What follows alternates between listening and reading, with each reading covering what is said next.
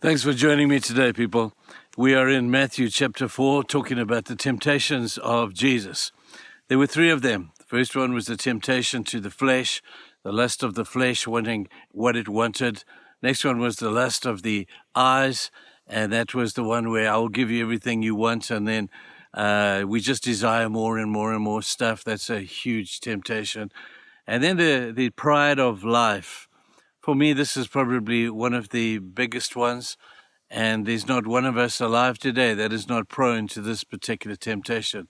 It is by far the most subtle. We can justify it, we can rationalize it, we can do a lot of things with this particular things to make ourselves sometimes think that this is not something that I have. That's how subtle this can be. So for the next couple of days, I'd like to talk about this particular aspect of the temptation to the lust of, not just the lust of the eyes, but the pride of life. Pride, comes in different shapes and forms. Pride was the original sin. Pride was the thing that got Satan cast out of heaven because he thought that he was better than he actually was. He thought he could rival God. He looked at himself and saw his beauty and thought, man, I'm really cool. I'm all right. And God saw the beginning of something that would lead to total chaos for the rest of the universe and for indeed us down here on earth. So this pride of life is a big deal. Now, there's many ways I've said that it can manifest itself. Let me tell you about the most obvious one. In the book of Daniel, we have Daniel as a young man in Nebuchadnezzar's palace, and he interprets a dream. Nebuchadnezzar had a dream about a tree, that this tree was going to be huge and going to have enormous branches, and it would cover the whole place, and there'd be birds that would roost in the tree. And then he said the terrifying thing was that there came a day when this great tree fell, and the great tree was cut down. And he told Daniel about this dream, and Daniel interpreted the dream just very simply saying, hey, Nebuchadnezzar, you are the tree. For a while, you will flourish and you will look like the top of the hit parade. You will have everything. People will run to you. People will find shelter under you. And you will really look like you've got it happening over here. But there will come a day, Nebuchadnezzar, when that tree will be felled and it will come crashing down.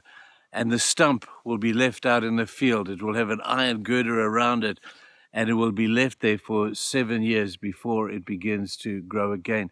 And he tells Nebuchadnezzar this. One night, Nebuchadnezzar, when in the height of his reign, he's standing on the roof of his house and he looks out over the city, and it just looks incredible. And he stood there, and with a great sense of self-worth, he said, man, look what I have done. Look what I have built. Look what I have achieved with my lifestyle and my life.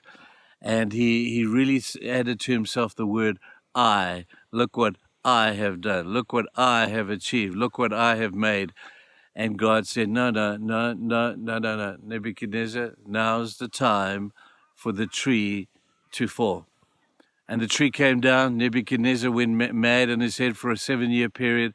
They put him out like a cow in the pasture until he had paid the price for his pride.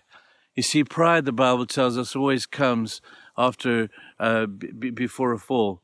And when we are proud like that about what I have achieved, what I have done, then we're on dangerous ground.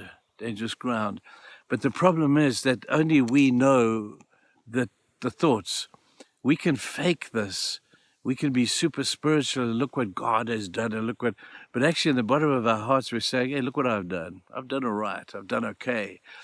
And we need to be very scared of that. And I mean scared. We need to be fearful of the day where we see ourselves as being that great as to what we personally have achieved. Now there's a subtle line here, because there are great people who do great things, and I think that they deserve credit for what they have done. You see, God uses people to achieve his ends, and when they steal God's glory, then that's the problem. But when they receive credit for what they've done, but don't touch the glory of God, then I think there's merit in that. It's nothing worse than somebody with false humility saying, well, I didn't really do anything, and you have done something. But receive the credit, but please don't touch the glory, because that belongs to God. And you need to work out in your mind the difference between credit and glory. And when you cross that line, get back very quickly to the other side. And you know what, people? Only you will know where that line is, and only you will know when you have crossed it. So we pray for real discernment that God will help us to this end. Have a great day, people, and we'll continue this theme tomorrow. Bye-bye.